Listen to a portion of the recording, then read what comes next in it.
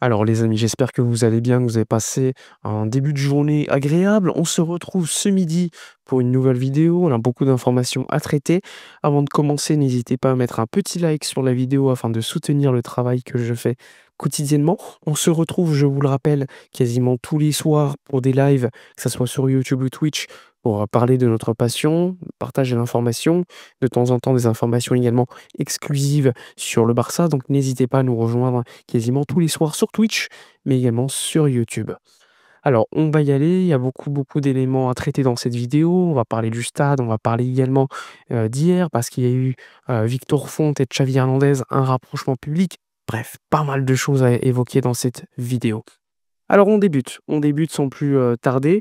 Vous l'avez vu hier, officialisation, du retour au Spotify Camp Nou, le FC Barcelone de retour donc dans son stade pour affronter notamment l'Athletic Club de Bilbao, donc devant 45 000 personnes, vous le savez, phase 2B obtenue, phase 1B obtenue hier aux alentours de 15 h l'officialisation. Il est attendu que la phase 1C avec 62 000 personnes puisse être obtenue au début de l'année 2026, donc on s'attend à un retour avec encore plus de personnes au fur et à mesure de la saison. Et il faudra patienter pour la saison prochaine avec les 90 000, voire un peu plus de personnes au stade. Alors, en plus de cela, il faut quand même évoquer que le FC Barcelone parle avec l'UEFA afin de pouvoir accueillir le prochain match de Ligue des Champions à au Spotify Camp Nou et non à Montjuïc, puisque contre Francfort, pour l'instant, il n'y a pas de stade désigné. Comme vous le savez, de manière habituelle, en phase de ligue, quand tu joues dans un stade, tu dois finir la phase de ligue dans les mêmes stades. Mais comme il y a eu des travaux, eh bien, l'UEFA a pour habitude de permettre aux clubs de changer de stade, comme ils l'ont fait pour Tottenham il y a quelques années. Donc le Barça devrait obtenir l'autorisation prochainement de pouvoir jouer en Ligue des Champions au Camp Nou. Donc c'est important. Donc Athletic Club à domicile au Spotify Camp Nou devant 45 401 personnes. Donc là, on est ultra précis. Et pourquoi on n'a pas attendu un peu plus pour aller au Spotify Camp Nou, quitte à jouer avec 60 000 personnes? On me pose beaucoup la question. Pourquoi pas 45 000 Spotify Camp Nou, 45 000 Montjuïc? Quelle est la différence? Eh bien, c'est simple. À Montjuïc, il y a évidemment le fait que ça soit pas chez toi, donc tu loues et que tu payes donc la location du stade. En plus de cela, les sièges VIP au Camp Nou sont beaucoup plus rémunérateurs. Les places des matchs sont aussi beaucoup plus chères, les abonnements plus chers aussi. Bref, c'est au niveau économique beaucoup plus intéressant pour le Barça.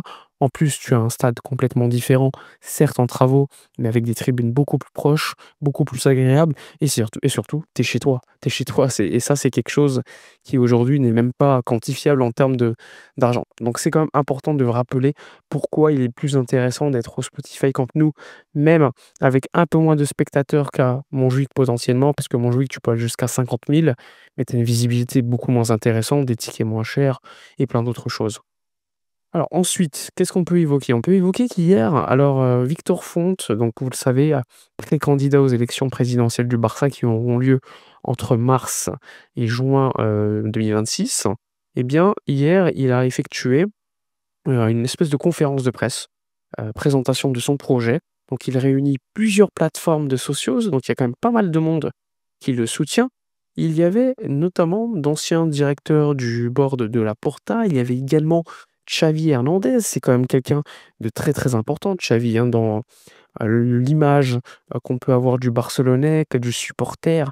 Xavi est un personnage super important et tu avais par exemple Jordi Roura, pour ceux qui se rappellent, ancien, coach à la Masia, qui avait également coaché l'équipe première pendant la maladie, du regretté Tito Villanova contre, le Milan, mais également contre, donc le Bayern Munich en 2013, pour ceux qui se rappellent. Donc il y a quand même des personnages qui sont assez proches de Victor Font et qui s'inscrit aujourd'hui comme étant le prétendant face à Laporta. Alors aujourd'hui, il n'est pas favori, mais il reste on va dire un candidat qui peut faire, véritablement opposition face à Laporta. Donc pour l'instant, il n'y a pas de programme clair, c'est du classique, mais lorsqu'il y aura un programme pour chaque candidat, bah, je ferai une vidéo, évidemment comme d'habitude, pour décrire leur programme. Évidemment, si ça vous intéresse, hein, sinon je le fais pas, mais ça peut être intéressant, je trouve. En tout cas, dites-moi dans les commentaires si ça vous passionnerait de pouvoir suivre tous ces éléments-là. Victor Font ensuite a continué un petit peu, avec, petite interview à la télévision à Catalogne, Radio Catalunya, Bref, il était vraiment un petit peu partout hier, donc c'est pas surprenant. Il essaye un petit peu de se faire un peu plus connaître. Il était là déjà lors des élections, d précédentes. Il était, 2e derrière Laporta, assez loin, il faut être honnête, hein, mais il s'inscrit comme étant le l'opposant aujourd'hui clair à donc, Joan Laporta. Ensuite, qu'est-ce qu'on peut dire? Hier, il y avait quand même des matchs internationaux, hein, Lewandowski a marqué un but, il a fait une passe D, De Jong a joué également avec les Pays-Bas, il a fait une passe décisive. Pas de blessure, ça c'est vraiment le plus important. Pour l'instant, pas de blessure et on espère que ça continuera. Parce que vous le savez, contre Bilbao, on s'attend à un retour de Rafinha, alors pas titulaire, mais un retour de Rafinha. On s'attend également au retour de Joan Garcia, lui titulaire. Et normalement, pas de Pedri. Pedri, ça devra attendre encore un petit peu. Pedri s'entraîne sur la pelouse. On pense que Pedri sera dispo contre Chelsea pour quelques minutes, donc il faudra voir. Concernant les autres blessés, que ça soit donc, Casado, il y a pas beaucoup d'informations. On sait qu'il s'entraîne à la Ciutat Deportiva, mais est-ce qu'il sera là contre Bilbao? Pour l'instant, c'est une vraie inconnue. Il y aura également, Gavi, Ter Stegen qui, eux, reviendront beaucoup plus tard, hein. Gavi, c'est février-mars. Ter Stegen, on ne sait pas encore, normalement décembre-janvier, mais potentiellement directement pour repartir en prêt, pour 6 mois avant la coupe du monde. Donc ça, c'est quand même beaucoup d'éléments, on va dire, qui nous font croire que le Barça aura pas forcément un mercato d'hiver au niveau des arrivées, mais peut-être au niveau des départs. Donc c'est quand même important, de le rappeler. Sinon, globalement, les informations, elles sont simples, hein. Aujourd'hui, il y a eu l'information hier la plus importante, je pense, le retour au FC, Barcelone. Beaucoup de gens qui parlent de Lionel Messi de retour, au Barça parce qu'avec, la pause qu'il y aura en MLS et cetera, non, non, je vous le dis, c'est, certes assez triste pour énormément de gens, mais Lionel Messi ne reviendra pas à Barcelone comme joueur.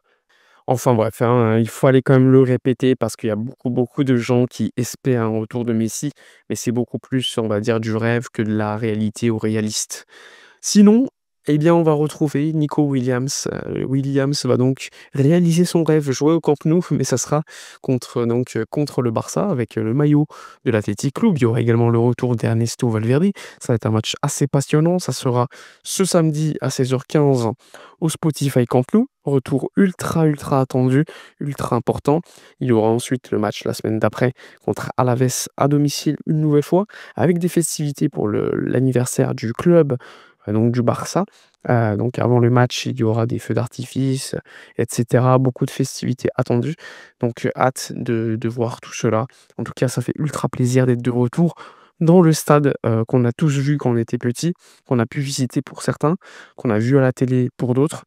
Donc, hâte de retrouver la maison, même si le stade n'est pas terminé, ça reste quand même un temple, hein. Il faut le savoir, hein, les adversaires quand ils rentrent dans le stade, eh bien, ils le disent, hein, c'est, chargé d'histoire et ça peut peser quand tu es une équipe adverse. On sous-estime beaucoup, cette facette, hein. Le Barça joue pas forcément à domicile depuis déjà plus de 2 ans.